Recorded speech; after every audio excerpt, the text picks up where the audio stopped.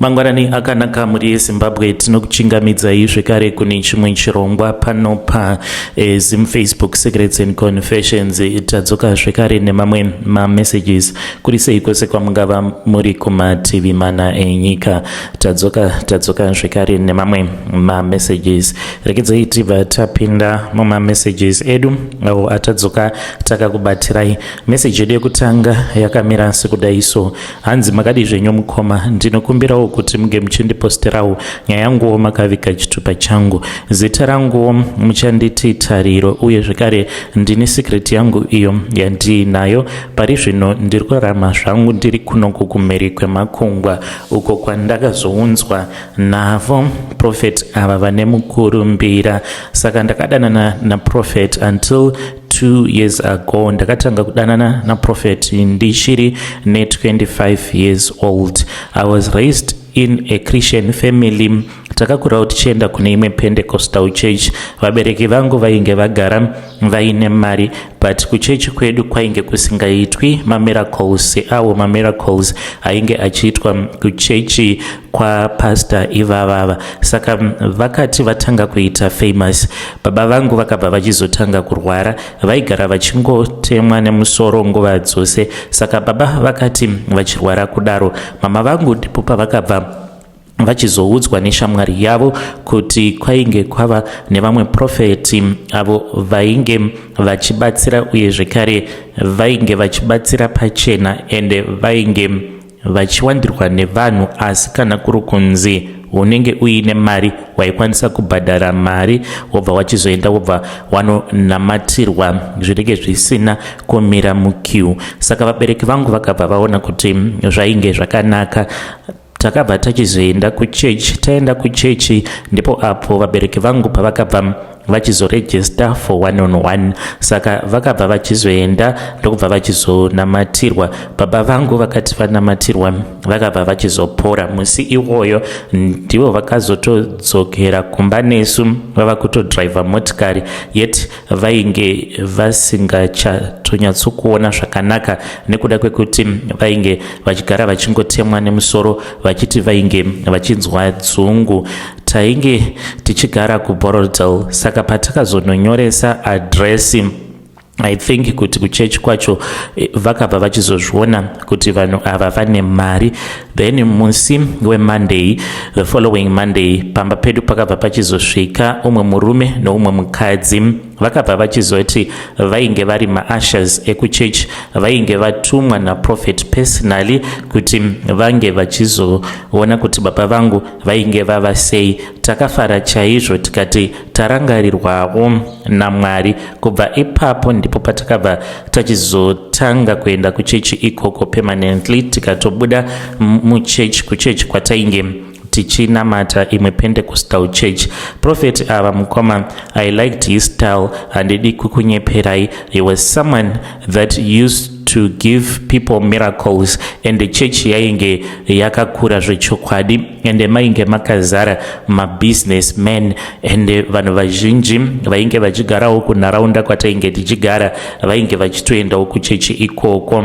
So I always admired him. Pasina kana nguva ndakabva ndachizotorwa, and then ndikabva ndachizova one of the ushers. Saka taipiwa ma-specific instructions ekuti we have to collect tithing, and vanhu vanoisa mari kana uchida muma-envelopes. Ma-envelopes awa taiendesa kwavari directly. Then one day pastor ava ndichavati Prophet Justice, ndakabva ndachizoudzwa kuti ndainge ndichifanira kuzoita 1-on-1 naProphet Justice. Pandakaudzwa kuti ndainge ndichazoita 1-on-1 on that Sunday after service kuoffice kwavo, I was very nervous. Ndichipinda muoffice mavo, kunowirira kwavainge vachiita, vakabva vachizoti kwandiri, Tariro, uri mwana ane hunhu, and you have a good heart. I see a bright future mauri, and I want you to help me to to organize my prayer line because it is a mess. Ndakanzwa kuti wakaenda kuuniversity, ndikati hongu, vakati I like it, you are very smart. I was nervous but I was excited because ndainge ndisati ndakambosvika padhuze navo prophet like that. So ndokutotanga kutoshandidzana kwatakaita inini na prophet. I started working close to him. Saka sezvo ndainge ndirini, ndainge ndava kuita sekunge the personal assistant, even though vaine umwe ainge ari the personal assistant. Inini basa rangu rainge riri rekungohandla ma prayer list chete, ma visitors and his travel bookings. People in church, they started saying kuti I was more like a pastor's special daughter, and vainge vachindifarira prophet Justice nemudzimai wavo. Saka mudzimai wavo zvose zvinotoitika muchechi vanotozviziva. Vakabva vachizondiudza kuti ndainge ndava too old to stay with my parents. Of course that was the truth. I was too old to stay with my parents, but kwekuenda kandainge ndisina kushanda, ndainge ndisingashandi, not like my parents angu vainge vari poor. Ndainge ndichitodawo kutobva pamba, but ndaibva pamba ndichiti ndikuenda kupi. Saka mama vangu vaingonditi uchazokwanisa kuzobva pamba kana kuri kunzi unenge wava kushanda. Saka ndakabva ndachizonzi na prophet vainge vaine imwe apartment kuAvondale iyo yavainge vachazotanga kundirentera. Ndikabva ndati it is okay. He then bought me a Toyota Vitz, kamotikari kangu kekutanga, but to my surprise mukoma, all of a sudden we were in a full relationship. Vakangouya one Thursday evening vakatotanga kutondibata tikarara tose, and he took away my virginity and he promised me to marry me. Vakati I had to wait for God's time, for God's timing was right, and I believed him. Kubva ipapo ndo pandakatanga kuona some of the secret things that the prophet used to do, strange things a lot that were happening about him, because taiti kana tava kuda kudya, ndaiti kana ndikada kuitawo munamato wekungoti ngatiite munamato sezvo tava kuda kudya, you would get mad at me. He never wanted to pray. Kunyangwe munamato wekungoti God bless our food, vaitotsamwa kuti sei uri kuda kunamata, ngatingodya. Uye zvekare ndakaona kuti pose patinenge tava kuda kuita bonde vaitomhanya votodzokera mumotikari kwavo vobva vachizonotora kamwe kamucheka keblack. Vainge vaine kamwe kamucheka kavo keblack ako kaigara mumotikari mavo. Vaiti kana vapedza kurara newe vobva vakupukuta nekamucheka keblack kakaita sekunge micheka iya inoshandiswa nevanhu vanoita zvemashavi. Vodzokera zvekare vobva vachizonokasiya mumotikari. Izvi ndo zvavainge vachiita, uye zvekare vainge vasinganditendedzi kuti ndige ndichikabata. Sometimes after big Sunday vaikwanisa kungondiudza kuti ndinge ndichivamirira after hours, vobva vachizondidaidza muoffice mavo. Vaiti kana vandidaidza muoffice mavo vainditi taripfugama and bless me. This meant kuti vanenge vachida blowjob. Asi ndaiti kana ndichivapa blowjob iyoyo vanenge vakasungirira kamucheka kered pasikarudzi yavo. Vakangondiudza kuti izvi ndo zvinovapa simba, vana kundiudza kuti rainge riri simba rei. Then takabva tachizoenda kuGhana. Taenda kuGhana inini na prophet Justice, takaendako ndokubva tachizogara kune imwe hotel muAccra. Vakanditi vainge vaine this other man of God uyo wavainge vachida kunoona ikoko. We left Zim, and when we arrived there takatosvika tainge takamirirwa nevamwe varume ava mukomanashi vainge vachityisa. Vakati ndivo vainge vachazova masecurity edu. The next morning when I woke up ndakaona kuti vainge vakapfeka zvekumasowe, gemens chairo rekumasowe, uye zvekare vainge vatori netsvimbo yavainge vakatobata vaitoita sekunge madzibaba. Vakazondipawo gemens vakabva vanditi tari iri nderako gemens. Ndikabva ndati ko tiri kuendepi? Vakabva vachizondiudza kuti tainge tichifanira kuti tinge tichienda kunoona spiritual father. Vakanditi we are going to meet my father. Saka I was so confused because havana kutanga nekuti spiritual father. Ndakabva ndachizovabvunza ndikati, baba venyu kasi baba venyu ndeve kuno kuGhana, ingawani makanditi baba venyu vakashayika pamainge muchiri mukomana wechidiki? Vakangonditarisa vakadzungudza havo musoro vakabva vati kwandiri, no, I meet my spiritual father. Ndivo vakandipa mari yekuti ndige ndichizotanga ministry. Everything that I have mu ministry iyi tari, it is because of his covering. Ndakabva ndachizotorawo gemenzi riya ndokubva ndachizoripfeka ndokubva tachizoenda takaperekedzwa nevarume ivavo. Vakabva vachizoenda naye kune rimwe village. Tasvikako ndakashamisika because spiritual father wavo ainge ari munhu aitoitawo zvekutobatsira, but aibatsira achiita sekunge ndewe kumasowe eko kuGhana ikoko, but zvakasiyana nemasowe edu atinoziva emuZimbabwe. Pamba pacho paingoitwa yose yose, painge patori nedzimwe n'anga dzainge dzichitobatsira, but at the same time paitova paine vanhu vainge vachitonamata. Takangoti tichingosvika pamba pemurume iyeye wandisingazivi kuti ndingati muprofita kana kuti ing'anga, akabva atongoti, mwana wangu wauya. Ndokubva atouya akandibata ruoko akabva anditi, oh, ndo memedi yako iyi yawakati uri kudanana nayo. Takabva tachizotorwa ndokubva tachizopinzwa muimba yematare. Chakandinetsa ndechekuti imba iyi yacho yainge iri imba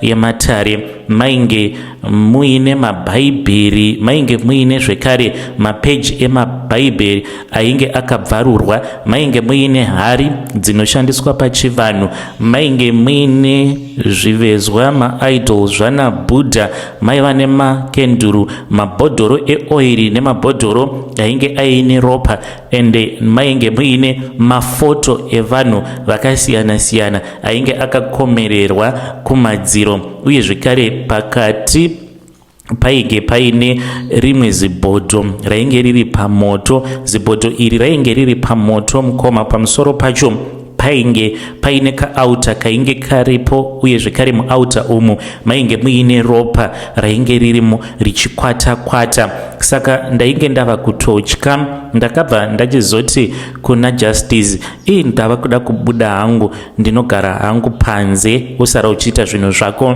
because ndiri kutya.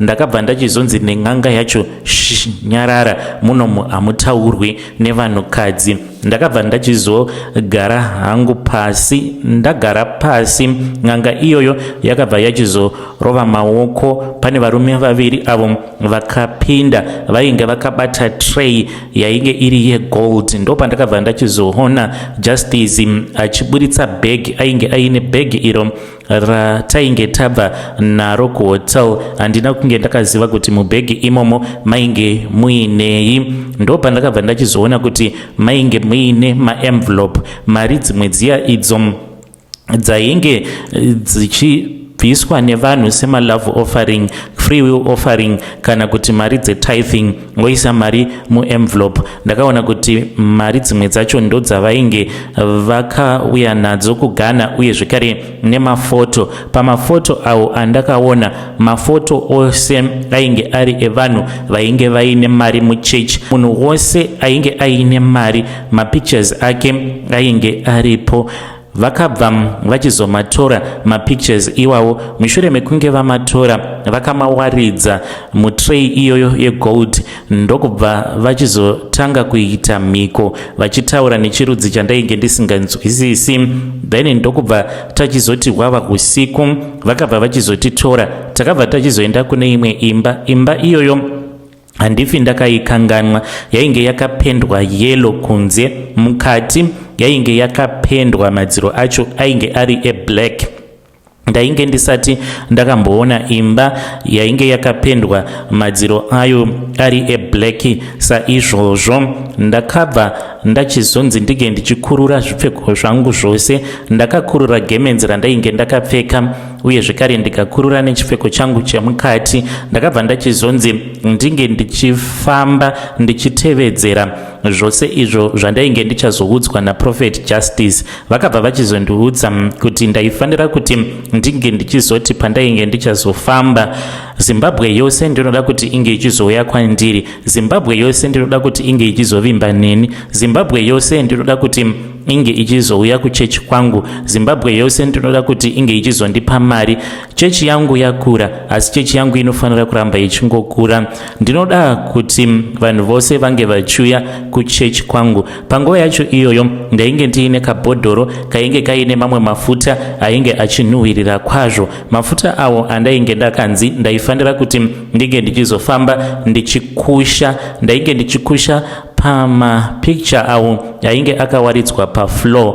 Ndainge ndichiti the more you prosper, the more you prosper. Ndokubva ndachizotanga kudeketerera, ndichideketerera kuti vose avo vainge vaine mapictures avo ainge akaiswa pafloor, the more they prosper, the more that Prophet Justice is going to get money. Tonight I renew his covenant. Tonight I renew his covenant. Ndakazviita zvose izvi, ndakabva ndachizopiwa kamwe kakofini. Ndakanzi mukakofini imomo ndo mainge muchazogara mapictures. Pandakakapiwa kakofini ikako, mukoma chakandishamisa ndechekuti mainge muine mapictures ainge arimo apa kainge kachirema, mainge muine mapictures aitodarika more than 100. Pandakatarisa ndakabva ndachizotoona kuti mainge mutori nevanhu vandainge ndichitoziva vandichapa mazita.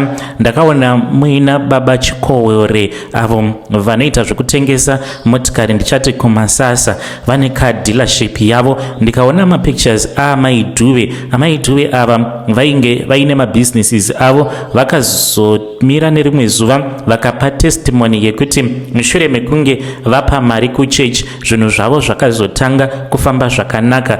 Even umwe uyo wandichati takudzwa, he had opened a pharmacy yake ainge achigara uku Borodale, akatodonata generator kuchechi, a big one. Mapictures avo ndiwo mamwe mapictures avo andakaona arimo mukakofini imomo. Saka later on ndakazobvunza ndikabva ndati ko mapictures ose evanhu awa ari kutsvakei? Ndipo paakabva achizoti kwandiri, vanhu vose ava vandinenge ndichiona kuti vanenge vaine potential muchechi mangu ndivo avo vandinotora mapictures avo, tinongoita mascreenshot pangava pari pamaprofile avo avanenge vakaisa pamasocial medias, kufacebook kana kuti kuwhatsapp. Tinoita mascreenshot then tobva tachizonoprinta mapictures tobva tamachengeta. Ndikati zvichiitirwei? Akabva ati kana vakabudirira zvinoreva kuti vanoramba vari muchechi, kana vakaramba vari muchechi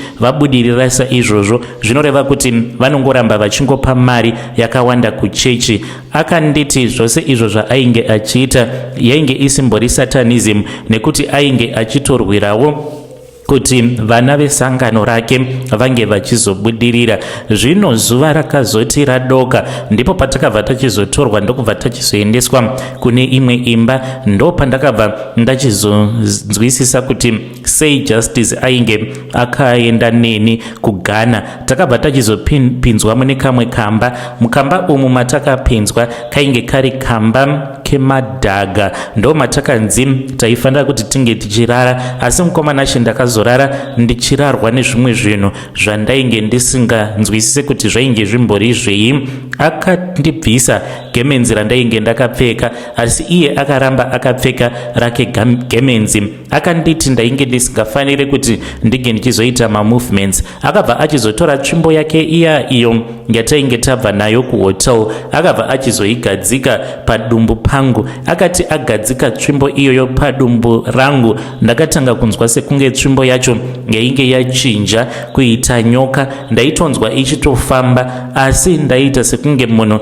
ainge abatwa nedzikirira, because ndainge ndisingakwanisi kana kushifta kana kuita sei. Akanditi ndaifanira kungoteerera chete iye achirara neni. Akazotanga kurara neni. Achirara neni kudaro ndo pandakatanga kunzwa kunanairwa. Ndainzwa kunanairwa ndichifambwa, ndaitonzwa kutoti pane zvimwe zvinhu izvo zviri kundifamba kusikarudzi kwangu. Kana iye penetration yaainge achiita handina chandainge ndichanzwa sekunge ndiri kurara nemunhurume, asi ndainzwa kuti kwainge kuine zvainge zvakaita kunge maspider, kuita kunge sekunge masvosve zvainge zvichibuda zvichipinda musikarudzi yangu zvichifamba kudaro zvaindivhundutsa, asi zvainge zvichindinakidza. Handizivi kuti ndakapedza rungani pachimasa chatainge takarara pamusoro pacho.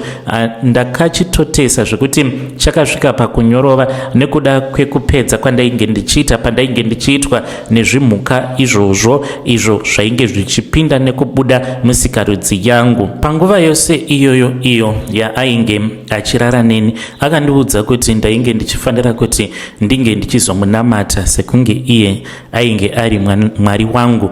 Ndaitonamata ndichiita sezvatinongoita kana tichinamata kuna Mwari. Ainge achingofemereka ari pamusoro pangu. Paakazonopedza mukoma, ndakati ndichizonozvitarisa, ndakaona sekunge ndakabuda ropa kusikarudzi kwangu, asi handina kana kurwadziwa. Takazoti tapedza kuita bonde ndopatakabva tachizodzokera kuhotel. Usiku ihwohwo ndopatakadzokera hedu kuhotel. Takazoti tava kuhotel ndopaakabva achizondikumbira ruregerero.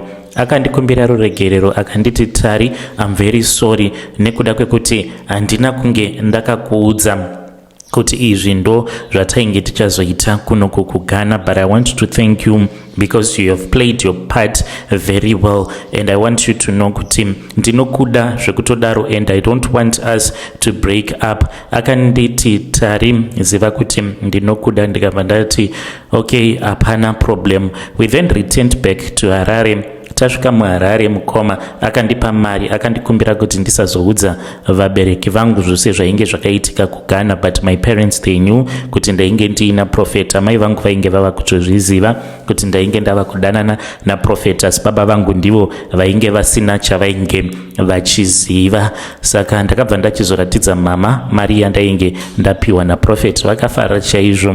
Then ndokubva ndachizotanga kucherechedza, ndikaona kuti vanhu vose avo vainge vaine mafotos avo atainge takaenda tikanosiya kuGhana zvechokwadi, vaiti vakatanga kupa matestimony, waitoona kuti yazvechokwadi munhu uyu life yake iri kumufambira. Saka chandinongoda kungobvunza kubva kune vedare renyu, izvi zvinoitwa naProphet Justice vanganzi vari kuita zvinhu zvakaipa here kana kuti vari kuita zvinhu zvakanaka? Because when he justify himself, ivo vanoti I'm doing this as a good will of the Lord, and ndinoda kuti vana vesangano rangu vange vachizobudirira. So vanongotageta vanenge vaine mari vobva vachizoita mhiko idzodzo dzavanonovaitira kuGhana so that mabusinesses avo ange achizofamba. Ndakavabvunza kuti hazvina mamwe maeffects here vanhu ava, havana mamwe matambudziko avanozosangana nawo here?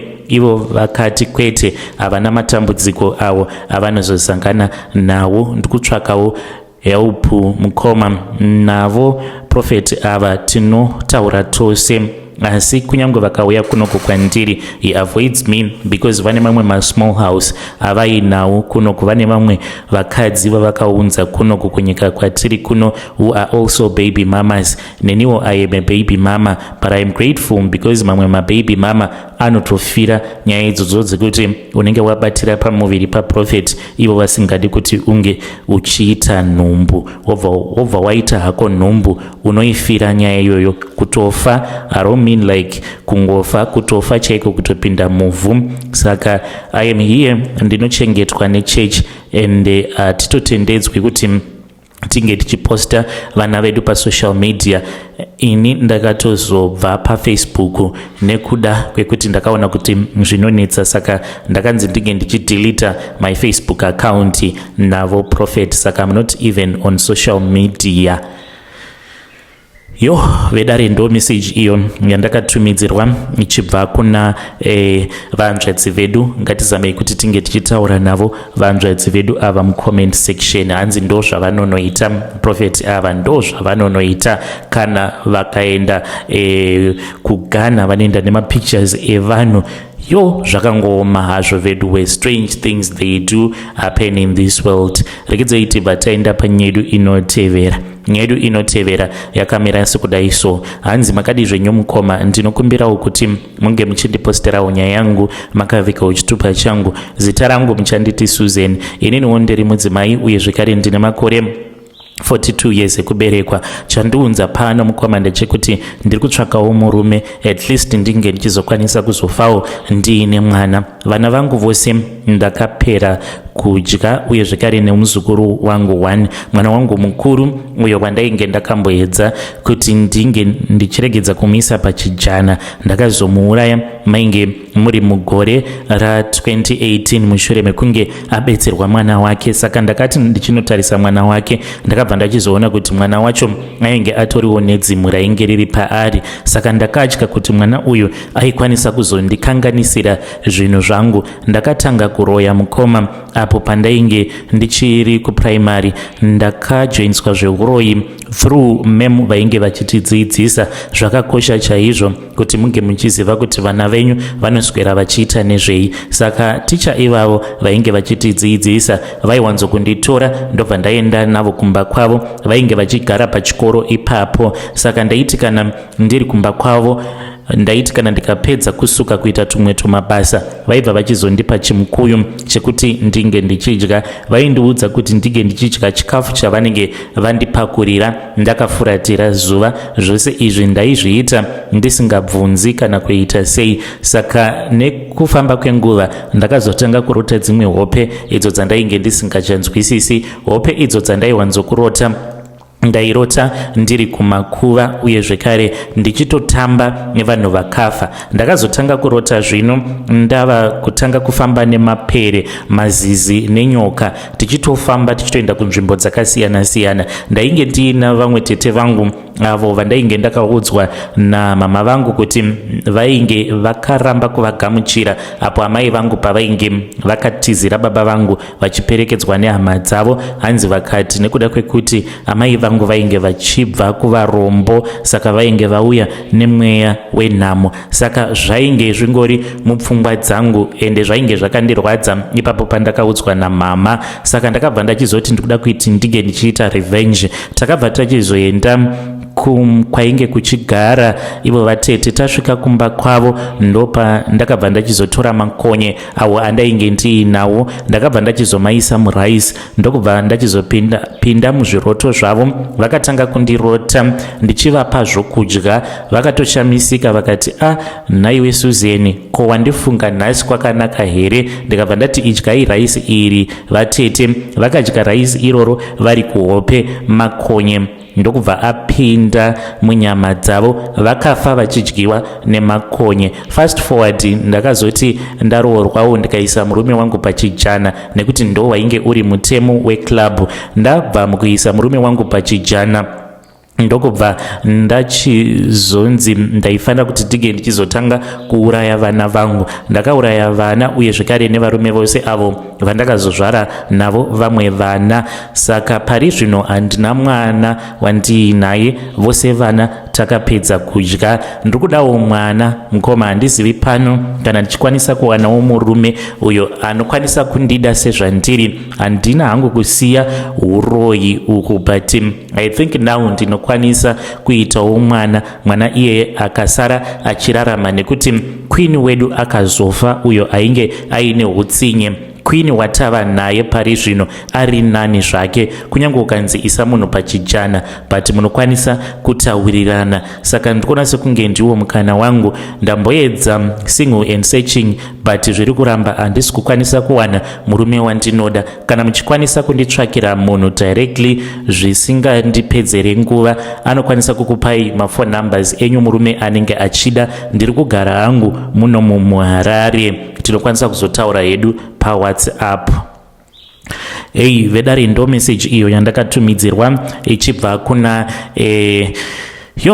vanzvadzi vedu. Ngatizamei kuti tinge tichitaura navo vanzvadzi vedu ava mucomment section. Zvakangooma hazvo vedu, where strange things indeed they do happen in this world. Muriko here uko? ndimwe episode iyo yandakaposta kuchannel yedu iya itsva. Make sure you go and you listen. Ndichaisa link mu comment section so that munongodzvanya link mobva matoenda mobva manoteerera episode iyoyo itsva iyo yandakaposta kuchannel yedu yeBackup.